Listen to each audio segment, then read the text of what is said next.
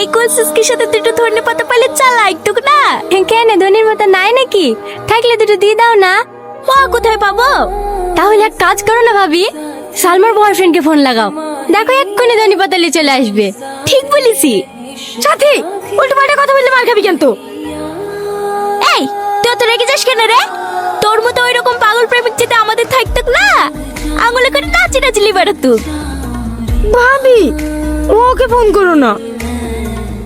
তুই চুপ কর তো। হ্যালো। হ্যাঁ হ্যাঁ ভাবি বলো। কোথায় আছো? এই তো ভাবি ভাটাতে। সবসময় ভাটা দেখলে হবে? তোমার গার্লফ্রেন্ড যে কলসিসকে খাওয়ার লেগে ধনের পাতা খুঁজে পাচ্ছে না, তাড়াতাড়ি ধনের পাতা এসো। ঠিক আছে ভাবি, আমি এক্ষুনি আসছি। কিরে খাবি নি? না তোরা খা, আমি একটু আসছি।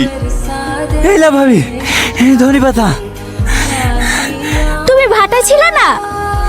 হ্যাঁ ভাবি। এত তাড়াতাড়ি চলে আসলে যে? এই মাঠে মাঠে এসি তো, তাই তাড়াতাড়ি পৌঁছে গেছি। ভালো আছে সালমা? হ্যাঁ ভালো আছি। কোনো কিছু দরকার হলে আমাকে বলবা, আমি সাথে সাথে পৌঁছে দেবো। ঠিক আছে। আর হ্যাঁ, আজকে সন্ধ্যেবেলায় কি খাবো বলো? কি খাবো আবার? এই ছুরি, লজ্জা করছে কেন? একটু আগে বলছিল জিলাপি খাওয়ার কথা। রাজাপুরে বলে মেলা হচ্ছে, ওইখান থেকে সন্ধ্যাবেলা 1 কেজি জিলাপি লেসি দিয়ে হবে।